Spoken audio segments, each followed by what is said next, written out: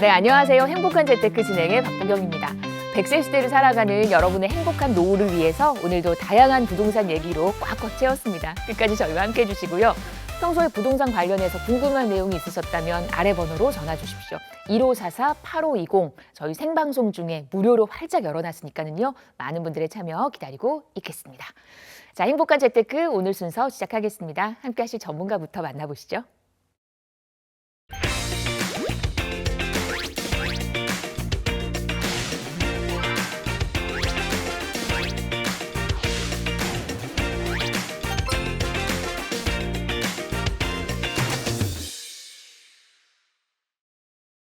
네, 오늘은요. 저희 한혜영 전문가와 이 시간 함께하겠습니다. 어서 오십시오. 네, 반갑습니다. 반갑습니다. 네, 네. 오늘도 또 여러분께 또 좋은 상담을 도와주실 거고요. 저희가 이제 또 본격적으로 바로 얘기를 네. 풀어보도록 할 겁니다.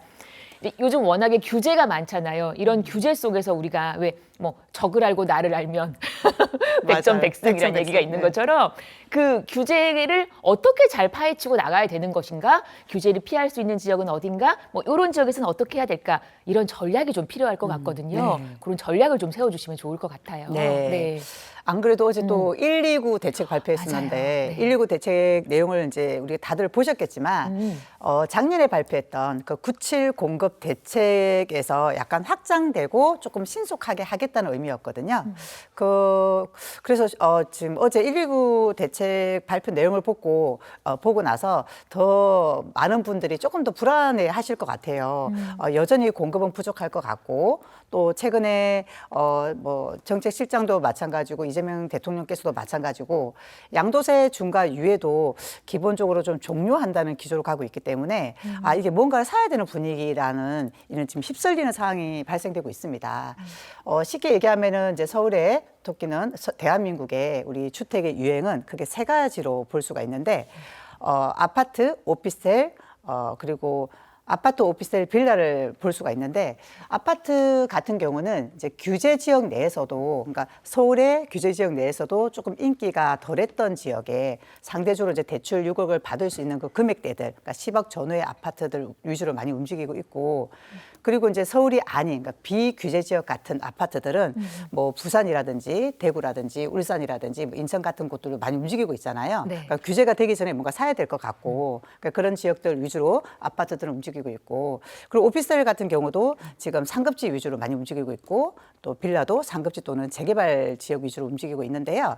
오늘은 그래서 우리가 규제 지역이 뭐고 규제 지역에도 용어가 많이 있거든요. 네. 그래서 규제 지역에 대한 그 용어 정리를 좀 먼저 해보고 그리고 우리 이제 저희가 규제 지역에 사고 싶지만 규제 지역이라서 못 사는 경우들이 많이 있지 않습니까? 그래서 규제 지역 안에도 규제 지역 아님에도 불구하고 규제를 받지 않는 그 상품들이 있습니다. 그 상품들과 제도에 대해서 공부를 해보는 시간을 가질까 하는데 요즘 같은 시기에 묻지 말아 사시는 것보다는 제대로 공부해보고 또 내가 판단을 할 수 있으니까 큰 도움이 될 거라 생각이 들기 때문에 좀 주의하시고 깊게 이렇게 주의하셔서 저기 시청해 주시면 네. 좋을 것 같습니다. 네. 이제 시작해 보겠습니다. 네, 규제 지역에 관한 얘기입니다. 네네. 서울에는 지금 25개 자치구가 있는데 서울의 전 지역은 규제 지역이죠. 그리고 경기도에도 12개 지역이 규제 지역입니다. 경기도에는 수원시 장안구, 그리고 수원시 팔달구, 영통구, 그리고 성남시 수정구, 중원구, 분당구, 그리고 안양시 동안구, 광명시, 과천시, 의왕시, 하남시, 그리고 용인시 수지구 이렇게 12개 지역이 규제 지역입니다. 부동산이 기본이죠. 규제 지역의 핵심 용어를 좀 정리해 보면은요. 토지거래 허가 구역이 있고, 그리고 조정 대상 지역이 있고, 투기 가열지구, 투기 지역이 있는데, 토지거래 허가 구역은 우리가 알다시피 갭 투자 금지, 실입주 해라. 그리고 조정 대상 지역보다 조금 더 잠시만요. 규제 지역들은 네, 조금 어떤 더. 것들인지 저희가 좀 네. 큰 카테고리를 가지고 얘기를 네. 전해드리고 있어요. 네. 토지거래 허가 구역에 이어서 네. 조정 대상 지역 볼까요? 네, 조정 대상 지역보다 조금 더 규제가 강한 게 투기 가열지구, 네. 투기 가열지구보다 규제가 좀 더 강한 게 투기 지역이거든요. 그래서 요 세부적으로 한번 살펴보겠습니다. 먼저 투기 가열지구는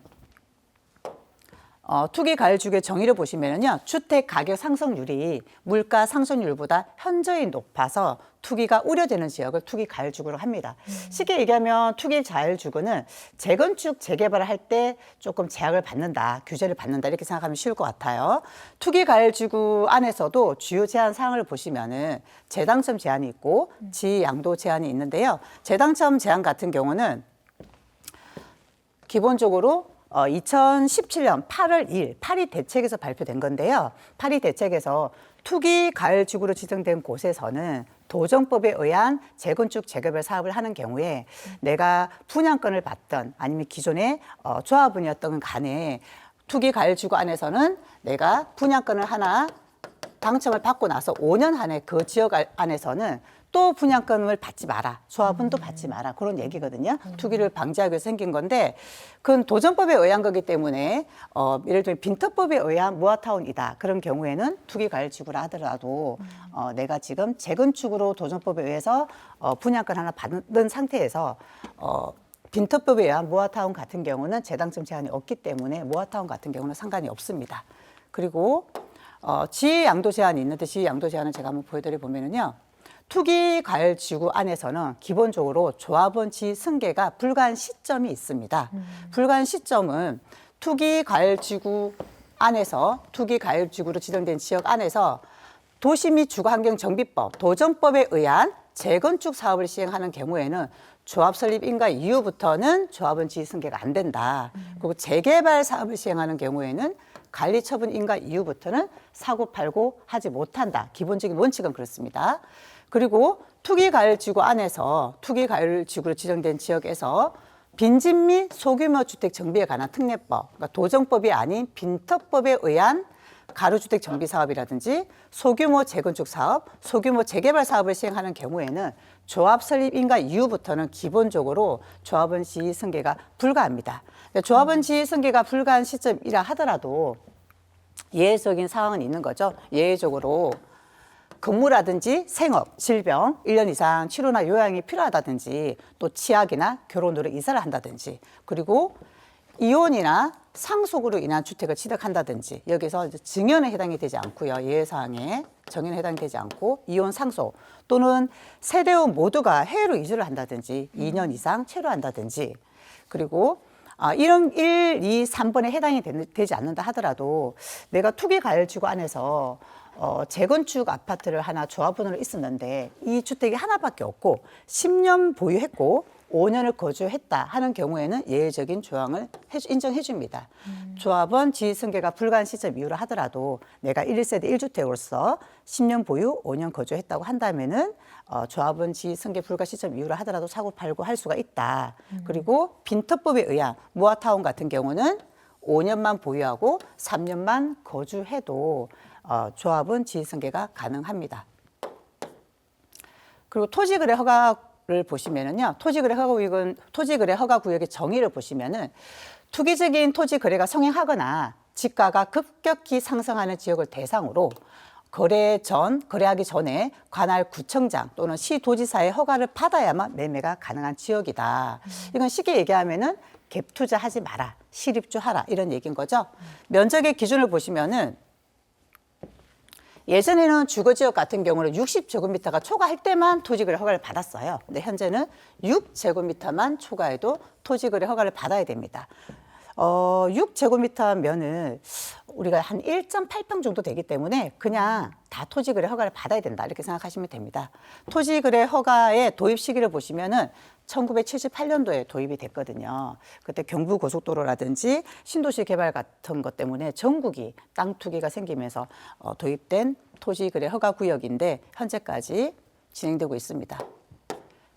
토지거래 허가 구역에서 내가 예를 들면 지금 현재 토지거래 허가 구역이 서울의 전 지역과 그리고 경기도에 12군데 지역이 있는데 내가 토지거래 허가 구역 안에 있는 아파트를 만약에 사겠다 했을 때는 아파트를 사고 나서 잔금을 치고 나서 4개월 안에는 무조건 입주해라. 그 4개월 안에 입주하고 나서 2년 동안은 살아라. 그리고 혹시나 그전에 주택이 있었다고 한다면은 6개월 안에는 처분해라. 물론 이제 이거는 자치구에 따라서 6개월 임대도 있고 1년 임대도 있긴 합니다만 토지거래 허가구역은 기본적으로 갭 투자가 안 된다. 그리고 이제 마지막으로 조정 대상 지역입니다. 조정 대상 지역의 정의를 제가 이제 한번 읽어드려 보면은 주택 가격 상승률이 물가 상승률보다 현저히 높고 청약 경쟁률, 분양권 전매, 주택 거래 증가 등으로 주택 시장이 과열되었거나 과열될 우려가 있는 지역을 조정 대상 지역이라고 하는데요. 쉽게 조정 대상 지역은 저희가 취득, 보유, 양도 할 때 내는 것과 관련이 있는 규제다. 이렇게 생각하시면 쉬울 것 같아요. 예를 들면은 조정 대상 지역이다. 그럼 내가 지금 현재 1주택이 있는 상태에서 현재 주택이 하나 있는 상태에서 조정 대상 지역의 집을 사고 싶어요. 그럼 조정 대상 지역은 현재 서울의 전 지역과 그리고 경기에 12군데 지역이 있는데 여기에 아파트를 추가로 산다고 했을 때는 내가 현재 집이 하나 있는 상태에서 조정 대상 지역의 집을 사게 되면 취득세를 8.4% 내게 됩니다. 8.4%.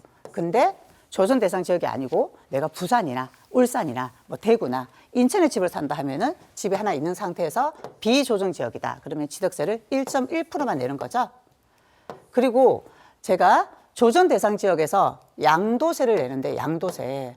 지금은 양도세가 1주택 빼고 2주택이든 3주택이든 많은 주택을 갖고 있는다 하더라도 조정이든 비조정이든 상관없이 양도세를 일반 세율로 내고 있는데 만약에 지금 이슈가 있죠. 양도세 중과가 올해 5월 9일 날 종료가 될 수도 있기 때문에 양도세 이슈가 있는데 조정 대상 지역에 내가 만약에 5월 9일 날 양도세 중과가 종료가 된다 했을 때 조정 대상 지역에 내가 2주택이 있는데 그 2주택을 양도하게 되는 경우에는 일반 세율에서 플러스 20%를 중과를 내야 됩니다. 중과세를. 3주택이면은 일반 세율에서 플러스 30이기 때문에 내가 세 번째 주택을 내가 파는데 순수하게 10억이 남았다 했을 때 양도소득세만 최대 8억 2,500만 원 내게 되는 거거든요. 그러니까 실익이 없는 거죠.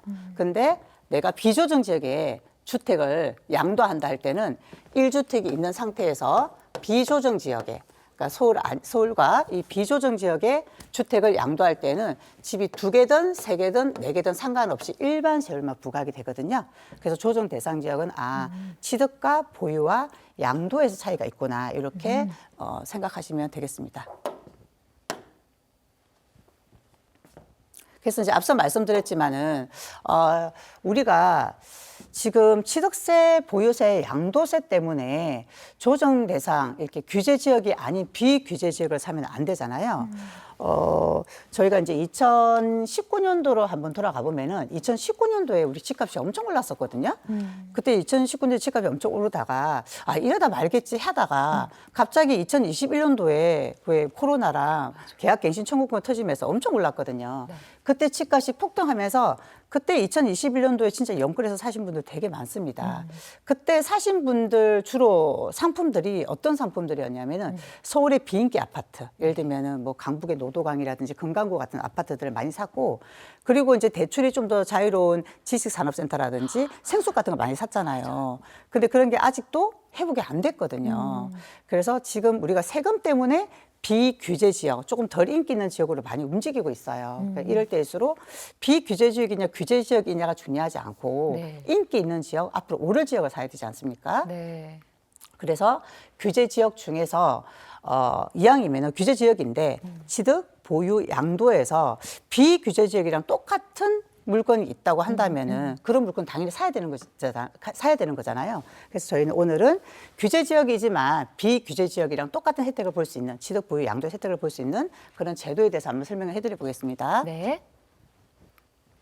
네, 이제 비규제로 혜택을 받는 거는 2024년 1월 10일 대책입니다. 일명 110 대책이라고 하거든요. 그러니까 이 110 대책이 일단 왜 나왔냐면은 우리가 2022년도로 한번 돌아가 보시면은 2022년도에 딱 그 우크라이나 전쟁 터지면서 왜 금리 막 올라가면서 굉장히 불안정했었거든요. 그때 비아파트의 전세 사기가 터지면서 굉장히 이슈가 됐었습니다. 네. 그래서 비아파트를 굉장히 기피하면서 다들 수요가 아파트로 몰리다 보니까 비아파트는 인기가 없으니까 안 짓고 공급이 스탑됐고 또 그 비아파트의 수요가 아파트로 움직이다 보니까 그 아파트의 전세랑 매매가 굉장히 급등했었거든요. 그래서 서울시 국가에서 이렇게 해서는 안 되겠다. 비아파트를 좀 활성화시켜야 되겠다 해서 나온 대책입니다. 2024년 1월 10일 날 나온 대책인데요. 비아파트를 사는 사람한테 혜택을 주자는 대책이거든요. 네, 크게 두 가지로 나눠볼 수 있습니다. 그 혜택은 신축 소형주택과 그리고 기축 소형주택으로 나눌 수가 있거든요. 일단 기간은 2027년 무한정은 아니고 12월 말까지만 가능합니다. 이때까지 사야 되는데 신축은 2024년 1월 10일부터 준공된 거. 신축은 2024년 1월 10일부터 2027년 12월 말까지 준공된 물건만 가능합니다. 그리고 기축은 기축이지 않습니까? 한번 손바뀜이 된 거, 신축이 아닌 걸 얘기하거든요. 그래서 기축은 신축이 아닌 걸 사면 되는데 그것도 2027년 12월 말까지 사면 되거든요. 근데 조건은 신축은 6억 이하, 서울 기준으로 말씀드리겠습니다. 서울 기준으로 신축은 6억 이하, 60제곱미터 이하 물건. 2024년 1월 10일부터 2027년 12월 말까지 준공 난 거. 그리고 기축은 6억 이하, 60제곱미터 이하에 플러스 주택 임대사업자를 내야 됩니다. 근데 하나가 더 들어가 있는 거죠. 요 세 개를 낸다고 하면은 취득 보유 양도에서 혜택이 있는데 어떤 혜택이 있는지 취득과 보유와 양도에서 혜택이 있는데 신축과 기축은 약간 다르거든요. 그래서 제가 한번 설명을 해드려 보겠습니다. 제가 이제 신축 소형주택을 샀다 그러면은 취득에서 집이 하나 있습니다. 되게 1주택. 1주택인 상태에서 우리가 서울에 아파트를 하나 더 사게 되면 취득세를 아까 8.4%를 내야 되지 않습니까? 근데 제가 말씀드린 이 신축 소형주택을 사게 되면은 8.4가 아니고 1.1%를 내게 됩니다. 근데 내가 서울에 집이 하나 있는 상태에서 두 번째가 아니고 세 번째 주택을 산다. 세 번째 주택을 사면은 두 번째는 8.4% 내야 되는데 요 신축 소형주택은 1.1%만 내면 됐죠. 근데 세 번째 주택을 산다 했을 때는 세 번째 주택은 취득세가 12.4%를 내야 됩니다. 근데 신축 소형주택을 사면은 세 번째 주택도 취득세가 1.1%거든요. 예, 이렇게 혜택이 많습니다. 이 부분까지는 이제 기축 소형주택 6억 이하, 60제곱미터 이하 주택 임대사업자를 내는 물건은 똑같습니다. 일단 취득은 똑같고요. 근데 여기서 보유를 말씀드리면은 보유세는 우리가 종합부동산이 되게 중요하지 않습니까? 네. 종합부동산세가 조정 대상 지역 같은 경우는 2주택까지는 똑같은데 3주택부터는 세율이 달라지거든요. 세율이 초과되는데 신축, 예를 들면 내가 지금 집이 두 개 있는 상태에서 여기에 신축 소형주택을 샀다. 추가로 사면 3주택, 하나를 더 사면 3주택이 되지 않습니까? 네. 그럼 3주택이 되면 종합부동산세를 계산할 때 세율이 달라지는데 신축 소형주택 같은 경우는 세율이 달라지지 않고 여기서 주택수를 빼줍니다. 똑같아요. 여기서 두 개를 사든 세 개를 사든 네 개를 사든. 근데 이제 기축 소형주택 같은 경우는 제외해 주지는 않습니다. 취득에서만 일단 혜택을 보는 거고요. 그리고 이제 양도소득세에서도 우리가 지금 양도소득세가 지금 가장 이슈거든요. 그렇죠. 예, 내가 집이 하나 있는 상태에서 조정 대상 지역에 집이 하나 있으면은 하나 있거나 또 하나 더 있으면은 이걸 팔 때 양도세가 너무 가잖아요. 여기서도 원래 일반 세율에서 2주택부터는 플러스 20%, 3주택은 플러스 30%거든요. 그럼 남는 게 실상 없거든요. 조정 대상 지역은. 이러니까 이제 조정 대상 지역보다는 경기라든지 약간 규제가 안 된 지역들로 관심을 많이 갖게 되는데 신축 소형주택 같은 경우는 여기에서 집을 한 개 추가가 한 개가 아니고 두 개, 세 개, 네 개, 다섯 개를 사더라도 비규제 지역하고 똑같이 양도세 중과가 없거든요. 그 대신 기축주택 같은 경우는 양도세 중과가 똑같이 있습니다. 그러니까 신축주택이 취득, 보유, 양도에서는 주택수에서 다 빼준다 쉽게. 네. 기축 같은 경우는 취득세에서만 빼주는구나 이렇게 생각하시면 될 것 같습니다. 네. 그래서 저희가 이제 오늘 그래서 제가 이제 오늘 이런 강의를 드린 이유가 저희가 실제로 2021년도에 뒤늦게 사신 분들이 아직도 회복을 많이 못했거든요. 그러니까 매스컴이나 이런 방송에서는 계속 집값이 오르는 것만 보니까 다들 이렇게 불안하고 포모 현상이라고 하지 않습니까? 네. 다들 불안해서 나도 뭔가 뒤늦게라도 사야 될 것 같다 이렇게 생각하시는데 사실은 금강구라든지 노도관 같은 경우는 2022년도 대비해서 회복이 거의 80%도 안 됐습니다. 80% 정도밖에 안 됐거든요. 그래서 이럴 때일수록 우리가 막 남들 따라 사는 것보다는 실제 규제 지역 안에서 그리고 이제 119 대책에서 발표했듯이 119 대책에서 도심권에 우리 국민들이 원하는 지역의 공급을 늘리겠다는 거거든요. 그런 지역들을 눈여겨보는 게 더 중요하다 이렇게 말씀드리고 싶습니다. 네. 요즘처럼 워낙에 이 규제가 강력하다 보니까 꼭 알고 넘어가야 할 규제와 관련된 용어들을 저희가 좀 기본적으로 정리를 해봤습니다. 사실 기본도 우리가 지금 모르고 있는 경우들도 많아서 상당히 유익했던 시간이었던 것 같고요. 적용 기준, 영향, 그리고 그 규제 지역의 차이에 따라서 나의 또 투자의 그 성패가 나뉠 수도 있는 거니까 꼼꼼히 잘 체크하시고 행복한 재테크 하시기를 응원하겠습니다. 저희 방송에서 언급된 부동산 관련 설명은 전문가 개인의 의견입니다. 투자하실 때는 나의 성향 잘 파악하시고 투자에 대한 판단은 본인의 몫이라는 점 기억하시기를 바랍니다.